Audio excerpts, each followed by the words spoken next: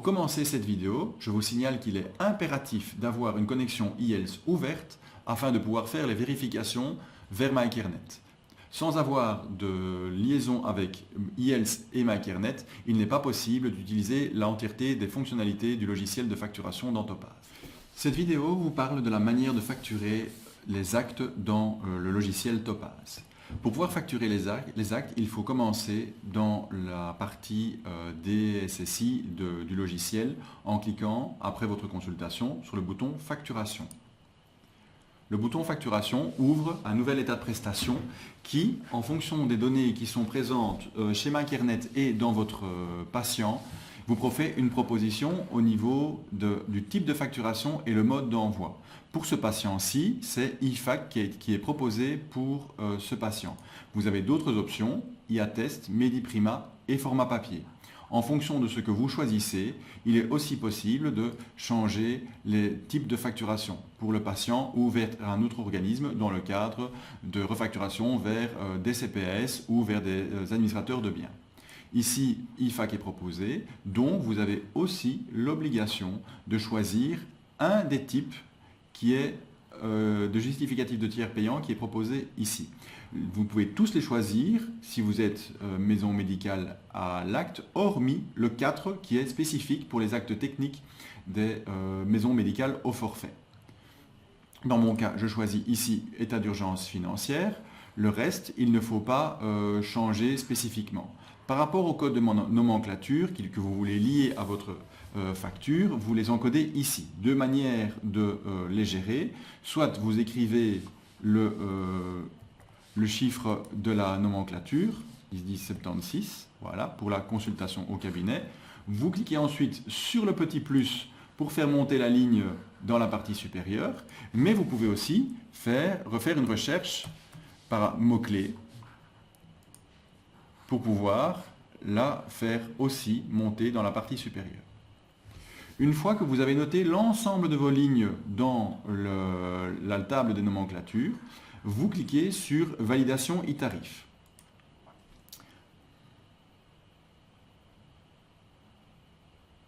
Voilà, les tarifs ici sont maintenant mis en vert et donc ils ont été encodés. Vous avez la possibilité, en fonction du patient que vous avez devant vous, de pouvoir mettre le ticket modérateur sur 0 parce que le patient n'a peut-être pas la possibilité de payer le montant. Donc vous double-cliquez sur la ligne que vous voulez modifier, vous rentrez dans le ticket modérateur et vous marquez pour celui-ci par exemple 0. Voilà. Là maintenant, le montant ici de 0 € c'est appliqué. Vous cliquez maintenant sur justificatif plus créer la facture. La facture est automatiquement créée au format PDF.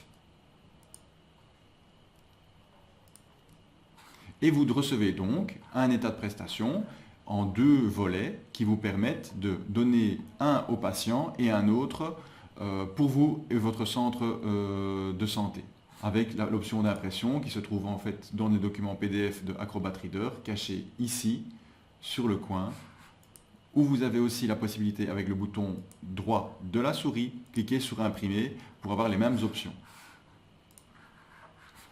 Je reviens maintenant sur mon état de prestation. Maintenant, comme j'ai eu le justificatif, la facture est créée. Je clique sur Escape pour sortir et je vois ici une entrée dans mon visuel pour dire que la facture d'aujourd'hui a été créée avec les deux codes de nomenclature. Au fur et à mesure de vos encodages, vous verrez les entrées ici qui ont été créées pour votre patient. Pour pouvoir facturer ces états de prestation, vous cliquez sur Message, ensuite sur Facturation, et là, vous cliquez maintenant sur À envoyer. Vous attendez quelques secondes, et vous allez avoir, dans la liste ici, tous les envois, et voici le mien, qui doivent être envoyés vers la mutuelle. Vous avez donc ici une seule mutuelle qui va être facturée pour aujourd'hui. Le MyKearNet attend par prestataire une facturation maximum par jour. Donc vous ne pouvez cliquer sur les envois qui vous sont ici présentés que maximum une fois par jour. Nous vous conseillons donc, lorsque vous travaillez en maison médicale, d'envoyer les factures une fois par jour le matin. Donc vous cliquez sur « Envoyer ». Une fois que c'est envoyé, toutes les lignes vont passer dans l'onglet « En cours ». elles vont avoir le même statut visuel, mais ce seront donc toutes les factures qui seront ici répertoriées. Les MyCareNet et les mutuelles ont 15 jours pour vous répondre. Si dans les 15 jours vous n'avez pas eu de réponse, la facture est automatiquement accordée.